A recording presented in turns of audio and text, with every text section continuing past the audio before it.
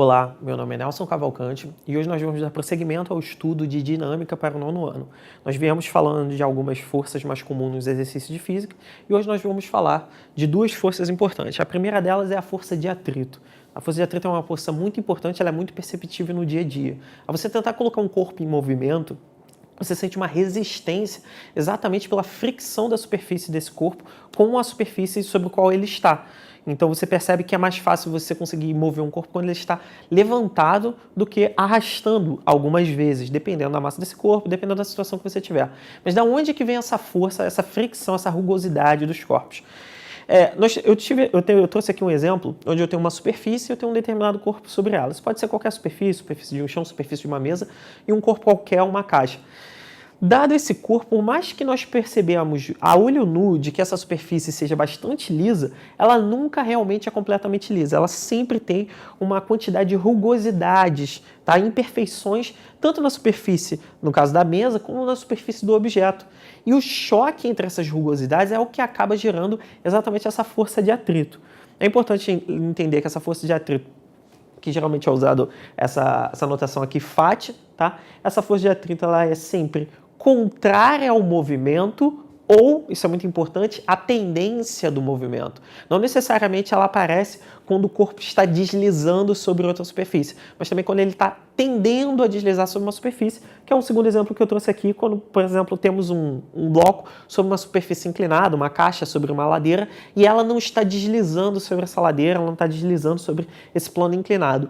Nós já podemos perceber que se ela não está deslizando, já que o peso dela tende a puxá-la para sentido de deslizamento, para que ela desça essa ladeira, significa exatamente que tem essa força aqui. Instintivamente nós sabemos que tem uma relação ali com a rugosidade do chão. Exatamente porque existe essa força de atrito, tá? Ela sempre tem uma direção paralela à superfície, tá? Nessas duas condições nós podemos ver isso.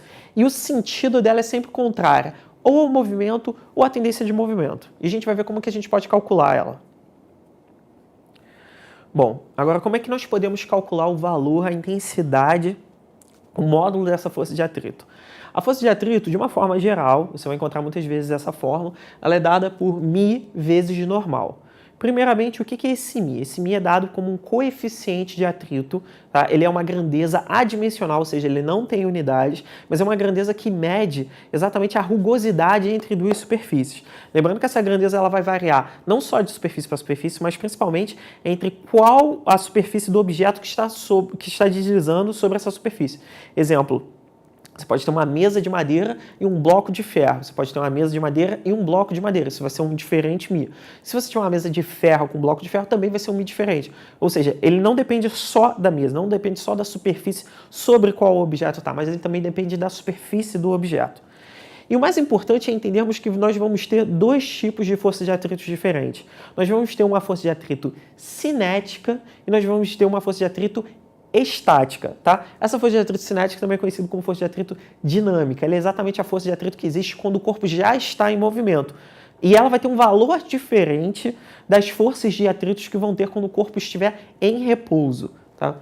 Bom, aqui eu coloquei que o coeficiente de atrito é dado por, o coeficiente de atrito cinético e nós vamos ter também o coeficiente de atrito estático. Ambos nós vamos colocar a letra μ, porém é importante utilizar esse índice para diferenciar entre os dois coeficientes de atrito. E o mais importante, de uma forma geral, você tem que lembrar que o coeficiente de atrito cinético é sempre menor do que o coeficiente de atrito estático. Trazendo isso aqui para o exemplo do dia a dia, nós podemos perceber que quando tentamos colocar em movimento algum corpo, geralmente um corpo com uma massa muito grande, por exemplo, um móvel relativamente pesado, inicialmente nós percebemos uma resistência muito grande a ser posto em movimento. Porém, após colocá-lo em movimento, após começarmos a empurrar esse móvel, existe uma maior facilidade, ou seja, uma menor necessidade de aplicar força, uma força menor, na verdade, que você precisa aplicar, pois ele fica um pouco mais fácil de manter em movimento do que necessariamente para colocar ele em movimento. Isso se deve ao fato de que o μ cinético é muito menor do que o μ estático, ou seja, o coeficiente de atrito quando ele está em movimento é menor do que quando ele está parado. Para colocar o corpo em movimento é mais difícil do que para manter esse corpo em movimento. Bom, E o mais importante com relação à força de atrito estático é o fato de que essa força de atrito estático ela não é qualquer força de atrito para qualquer situação que o corpo esteja simplesmente em repouso. Na verdade, ela é a força de atrito máxima. Ou seja, quando o corpo está em repouso, não necessariamente a força de atrito dele vai ser esse μ estático vezes normal. A força de atrito dele vai depender da situação, vai depender da tendência do movimento que ele estiver fazendo. Eu trouxe aqui uns exemplos para deixar um pouco mais claro. Supondo que eu tenho um corpo sobre uma superfície e ele esteja em repouso, ou seja, aliás, mais do que isso, mais do que ele apenas está em repouso, eu também não estou aplicando nenhuma força paralela à superfície, eu não estou tentando colocar esse corpo em movimento, não há nenhuma força paralela à superfície. A força de atrito vai ser zero, ou seja, não vai existir força de atrito a menos que alguém tente colocar esse corpo em movimento, a menos que alguma força seja aplicada tentando colocar esse corpo em movimento. Segundo caso, já tendo esse corpo, já tendo uma força sobre esse corpo tentando colocar esse corpo em movimento. Nesse segundo caso, a gente está considerando ainda que essa força, por mais que ela exista, ela esteja tentando colocar o corpo em movimento, ela é menor do que a força de atrito máxima. Ou seja, ela não é o suficiente para colocar o corpo em movimento. Essa força de atrito, por ser menor, não vai conseguir colocar o corpo em movimento, então ele vai se manter em repouso. E quanto vai ser o valor da força de atrito agora? Ela vai ser simplesmente essa μ vezes normal? Não, ela não vai ser esse valor necessariamente.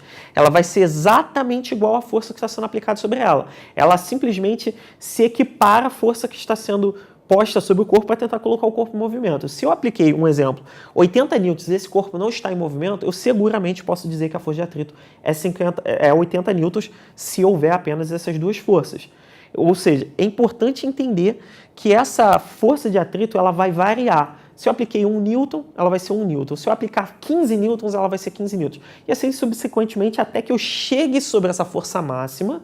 Ou seja, quando eu aplicar a força com o mesmo módulo, com a mesma intensidade dessa força máxima, supondo que essa força máxima fosse 100 e eu aplicasse exatamente 100, nós temos um impasse aqui. A força que eu estou aplicando é igual à força que eu estou recebendo. Mais para frente a gente vai ver o porquê.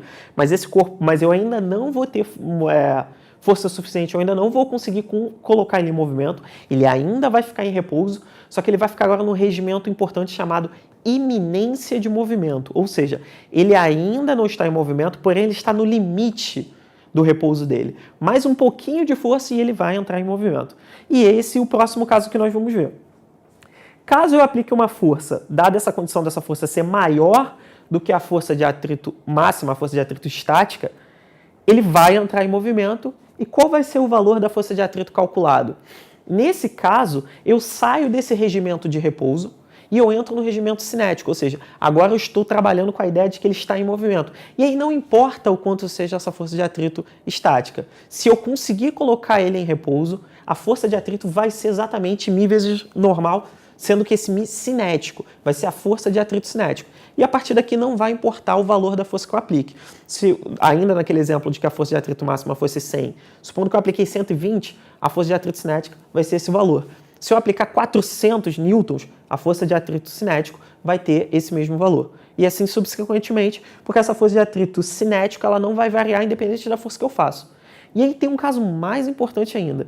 Se eu vier reduzindo essa força, após pôr o corpo em movimento, se eu for reduzindo essa força até o momento que a minha força seja menor do que essa força de atrito estática, e mais do que isso, menor do que essa força de atrito cinético, é importante perceber que o corpo não cessa o movimento instantaneamente. Na verdade, o que acontece é que esse corpo ele vai ter uma força de atrito, no caso cinético, maior do que a força que eu estou aplicando. Isso é um caso onde o corpo vai desacelerar, ou seja, ele vai começar a entrar em repouso, não vai entrar instantaneamente, mas ele vai desacelerar até que ele venha ficar em repouso. Que é geralmente o caso quando você está empurrando algum objeto muito pesado e por algum motivo você não consegue mais aplicar aquela força. Nesse momento, por a sua força ser menor do que a força de atrito, eventualmente o corpo venha ficar em repouso. Tudo bem? Bom, agora eu trouxe aqui a força elástica. Como nós sabemos, quando nós aplicamos força sobre um corpo, é possível produzir uma certa deformação sobre esse corpo. É possível não só comprimir esse corpo, como você também é possível distender alguns corpos. Nesse caso de força elástica, nós vamos estar olhando exatamente os corpos que têm uma grande amplitude nessa deformação, ou seja, eles têm uma grande facilidade tanto de distender quanto de comprimir esse material. E a gente vai ver como que ele pode produzir força a partir exatamente dessa compressão ou distensão. O primeiro caso que nós vamos olhar aqui é o caso da mola, mas você pode extrapolar essa ideia para, por exemplo, um elástico de escritório ou, por exemplo, uma corda de bungee jump. Elas trabalham exatamente nesse regimento de força elástica.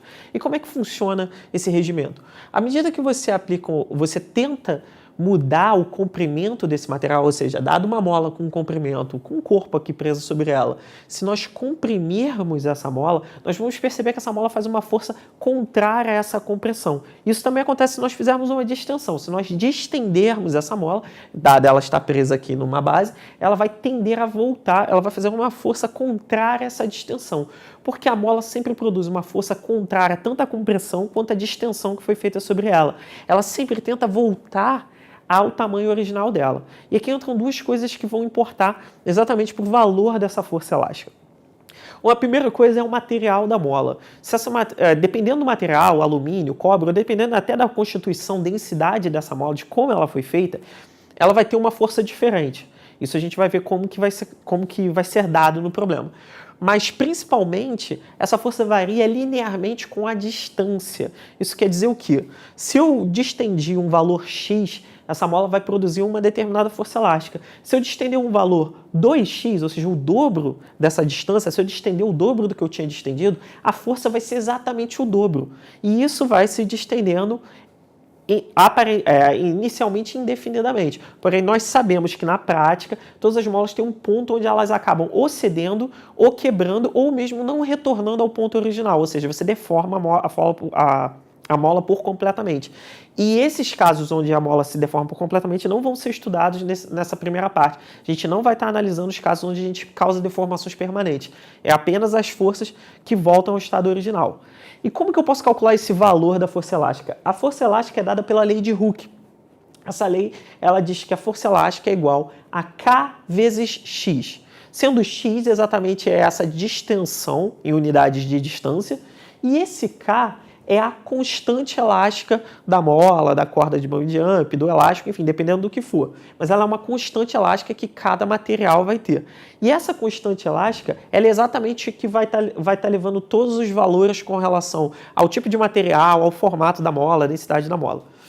E é importante observar que esse K, como ele pode ser calculado pela força elástica sobre a distensão, no caso, se você jogar o comprimento para cá, ou a distensão da mola, a gente pode ver que a unidade dessa força elástica é em Newton por metro, dado você estiver utilizando o sistema internacional, ou seja, para a distância em metros e as forças em newtons. Tudo bem? Essa foi a nossa aula de hoje, espero que você tenha gostado e até a próxima.